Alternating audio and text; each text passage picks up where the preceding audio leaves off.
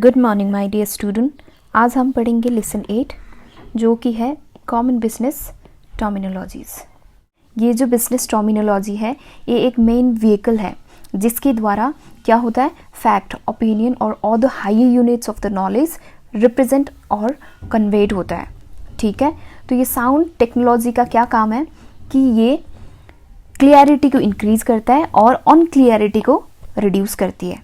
ठीक है, ये जो टर्मिनोलॉजी है इस प्रकार एक सेफ्टी फैक्टर है, क्वालिटी फैक्टर है और ये खुद में ही एक प्रोडक्टिविटी फैक्टर भी है।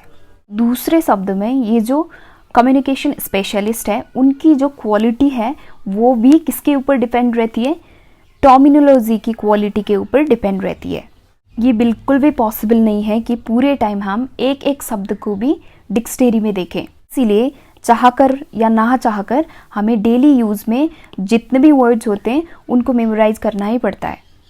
इन शब्दों को डेली यूज़ के कन्वर्सेशन में यूज करने से हमें क्या हेल्प होती है कि मेमोराइज करने में इजी रहता है। इसीलिए हमें एक शब्दकोश की ज़रूरी है, मतलब ग्लॉसरी की ज़रूरी है। और वो कैसा ग्लॉसरी होना चाहिए, बिजनेस टर्म्स से रिलेटेड ग्लॉसरी होना चाहिए जो क्या प्रोवाइड करता है, डेफिनेशन। किस चीज़ की डेफिनेशन, जितने भी कॉमन वर्ड्स हैं जो यूज्ड होते हैं बिजनेस में उन शब्दों के ग्लॉसरी हमको रखनी चाहिए।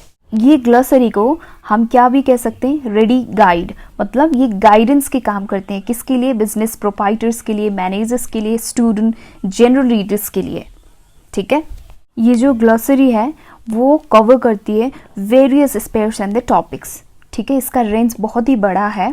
फॉर एग्जाम्पल अकाउंटिंग हो गया, banking, taxation, advertising, business law, communication, economics, finance, insurance, international business management, marketing, real estate and various of the areas of business. इसीलिए हमें क्या ज़रूरत है कि इन सारे शब्दों की ओरिजिन एंड मीनिंग्स जानने की। फर्स्टली, चाहे वो क्यूरियोसिटी के लिए हो या मोटिवेशन और इन्वॉल्वमेंट के लिए हो, हमें 21st सेंचुरी के जितने भी बेसिक बट मोस्ट इम्पॉर्टेंट ऐसे जितने भी टर्म्स हैं उनको हम देखेंगे। ठीक है, अब हम बिजनेस इंग्लिश के अंदर 10 ऐसे basic but most important terms और वर्ड्स को देखेंगे।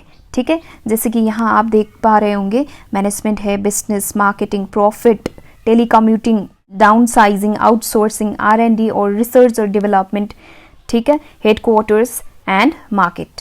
अब हम एक एक करके इनको समझते हैं। ओके, मैनेजमेंट का मतलब क्या है, बिजनेस रन करने के लिए ये एक चार्ज है। ठीक है, और दूसरे शब्द में आप क्या कह सकते हैं कि कोई भी चीज़ अगर आप संचालन करते हैं, कंडक्ट करते हैं, उसको हम क्या कहेंगे, नॉर्मली बिजनेस, उसका हम क्या कहेंगे, नॉर्मली हम मैनेजमेंट कहेंगे। ठीक है, और in other words we also can say that it's a process of dealing with और कंट्रोलिंग द थिंग्स और पीपल, उसको हम क्या कहेंगे, मैनेजमेंट कहेंगे। ठीक है, बिजनेस कहते ही हमारे दिमाग में क्या आता है, ट्रेडिंग आती है, ट्रेड और commerce, any kind of the task, act, action, business. ठीक है, करियर, आपके जितने भी वो टू से डील हो गया उसको हम बिजनेस कहेंगे। ठीक है, इन अदर वर्ड्स हम क्या कहेंगे, आपके मतलब पर्सन, रेगुलर ऑक्यूपेशन, प्रोफेशन और ट्रेड, उसको हम बिजनेस कहते हैं। ओके, अब यहाँ क्या लिखा है कि जितने भी फाइनेंशियल, कॉमर्शियल और इंडस्ट्रियल एस्पेक्ट हो गए, उन सारे एस्पेक्ट, इन तीनों एस्पेक्ट की गुड्स या सर्विसेज। ठीक है, गुड्स या सर्विसेज को प्रोवाइड करने वाली जितने भी एक्टिविटीज़ हैं उसको हम क्या कहेंगे, बिजनेस कहेंगे। ठीक है, ये मार्केटिंग जो शब्द है ये क्या है, एक कमर्शियल प्रोसेस है। ठीक है, ऐसा कमर्शियल प्रोसेस जहाँ कोई भी मतलब किसी भी प्रोडक्ट और सर्विसेज को सेल अथवा डिस्ट्रीब्यूट करने के लिए उनको प्रमोट किया जाता है, उसको हम क्या कहेंगे, मार्केटिंग कहेंगे। प्रॉफिट का मतलब आपने जितने भी खर्च किए उसके बाद जितने भी पैसे बचते हैं उसको हम क्या कहेंगे, प्रॉफिट कहेंगे। ओके, घर पे कंप्यूटर पर बैठकर जो काम करते हो ऐसे इन्वॉल्वमेंट को हम क्या कहेंगे, टेलीकम्यूटिंग कहेंगे। ऑलराइट, डाउनसाइजिंग का मतलब planned reduction in the number of the employees. Okay, कैसे रिडक्शन? Planned reductions. किस चीज़ में? नंबर ऑफ द एम्प्लॉयज़ में, ठीक है, जो फॉर्म में नीडेड है, ठीक है। किस चीज़ के लिए हम रिड्यूस करेंगे? कि कॉस्ट रिड्यूस करने के लिए, ठीक है, और बिजनेस को मोर इफिशिएंट बनाने के लिए, ठीक है। इसको हम कहेंगे डाउनसाइजिंग। यहाँ आउटसोर्सिंग का मतलब क्या है? कि आउटसोर्सिंग मतलब एक ये कॉन्ट्रैक्ट है, ठीक है। क्या है? एक कॉन्ट्रैक्ट है। किसका कॉन्ट्रैक्ट है? ऑर्गेनाइजेशंस का, ठीक है। ऑर्गेनाइजेशन की कॉन्ट्रैक्ट है, जहाँ ऑर्गेनाइजेशन की जितने भी सिलेक्टेड फंक्शंस और एक्टिविटीज़ हैं उनको हम दूसरे ऑर्गेनाइजेशंस को देते हैं। क्यों देते हैं? कि वो कॉस्ट इफ़िशिएंटली काम करें, ठीक है, कॉस्ट को रिड्यूस करें और काम भी कैसे करें? बहुत इफ़िशिएंटली। ओके, रिसर्च एंड डेवलपमेंट, ये ऐसे बिजनेस और गवर्नमेंट एक्टिविटी है जो पर्पसली मतलब जानबूझकर डिज़ाइन किया जाता है। किस लिए डिज़ाइन किया जाता है? कि जितने भी इन्वेंशन और इनोवेशंस हैं उनको इनकरेज करने के लिए, उनको स्टिमुलेट करने के लिए ये डिज़ाइन किया जाता है। उन सारे बिजनेस और गवर्नमेंट एक्टिविटीज़ को हम क्या कहेंगे? रिसर्च एंड डेवलपमेंट और R&D। Okay, alright. Head quarters का क्या मतलब है? कि इंटरप्राइज की जो एडमिनिस्ट्रेटिव सेंटर है और एडमिनिस्ट्रेटिव सेंटर की तरह काम करता है और उन सर्विसेज को ये सर्व करता है, उस ऑफिस को हम क्या कहेंगे? हेडक्वार्टर्स कहेंगे, ठीक है। मार्केट का मतलब क्या है? कि एक ये ऐसी दुनिया है, वर्ल्ड है। किस चीज़ की दुनिया है? कमर्शियल एक्टिविटीज़ की दुनिया है, ठीक है।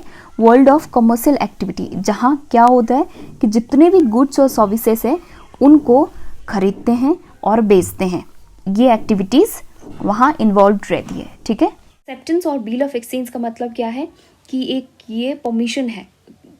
कौन देता है परमिशन? कोई भी पार्टी देती है। किस लिए परमिशन देता है?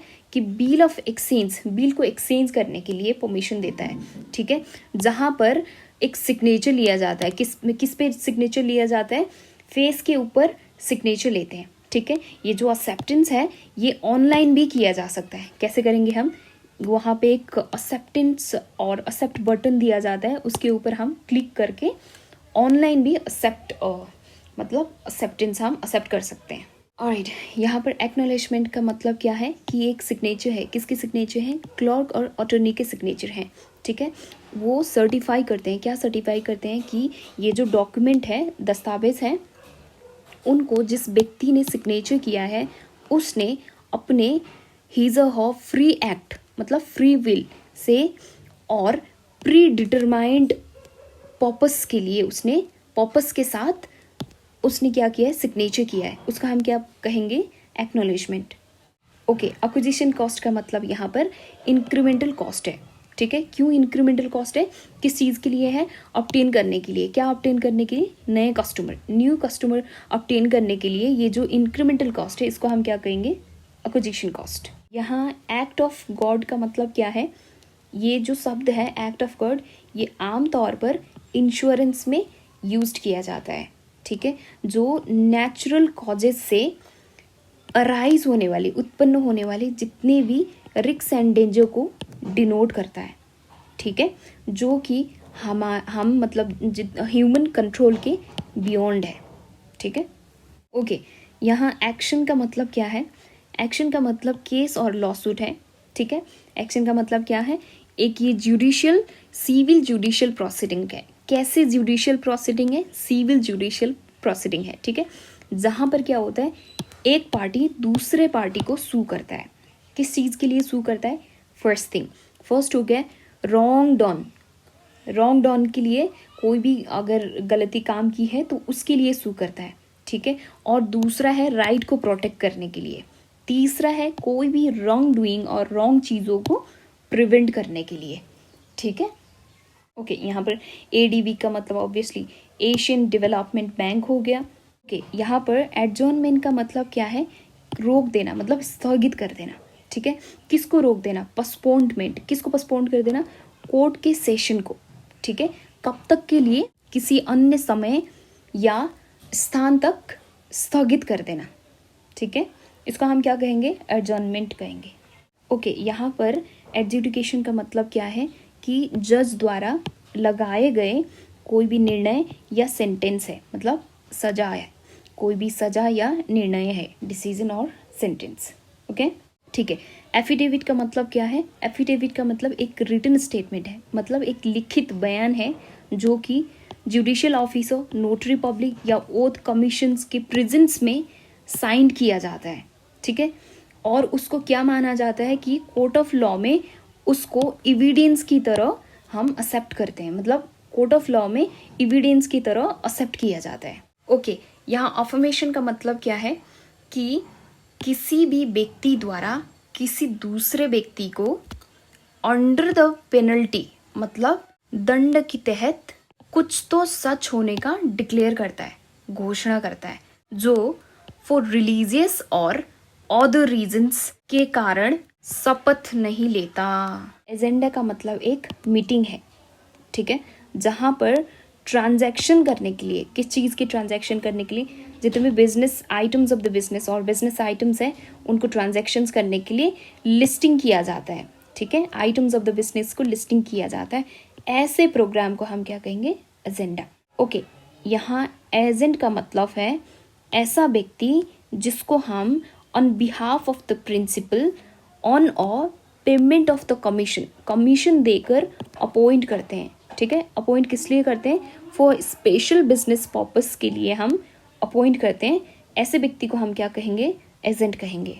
ऑलराइट, यहाँ एलिगेशन का मतलब है कि ये कहते हुए कि कुछ तो सच है किसी मामले में उस पार्टी की एसर्शन, डिक्लेरेशन और स्टेटमेंट, घोषणा या बयान है जो कि ऑन और रिकमेंडेशन में किया गया है। ओके, यहाँ पर अलॉटमेंट का मतलब क्या है? अलॉटमेंट का मतलब जो भी नोटिफाइड प्राइजेस हैं उसको पेमेंट करने के बाद उस एप्लीकेंट को शेयर्स और डिबेंचर इश्यू किया जाता है, तो उसको हम क्या कहेंगे? अलॉटमेंट। ऑलराइट, यहाँ पर हम अमालगमेशन को क्या कहेंगे कि टू और मोर प्रीवियसली ऑटोनोमस बिजनेस हैं, वो अगर सिंगल अंडरटेकिंग, मतलब सिंगल बिजनेस, सिंगल इंटरप्राइजेस के दो मिलके एक सिंगल इंटरप्राइज के अंडर आते हैं, तो उनको हम क्या कहेंगे? अमालगमेशन कहेंगे। ऑलराइट, यहाँ पर अमेरिकन डिपॉजिटरी रिसिप्ट का मतलब क्या है?